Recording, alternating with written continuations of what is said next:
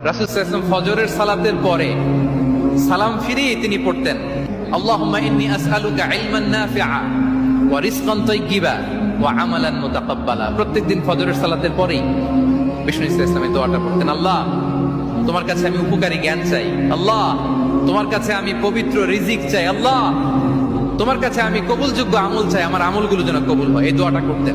এই দোয়াটা পড়বেন তো সবাই। বিষ্ণু ইসলাম নিজে পড়তেন সকালবেলা, একেবারে দিনের শুরুতেই।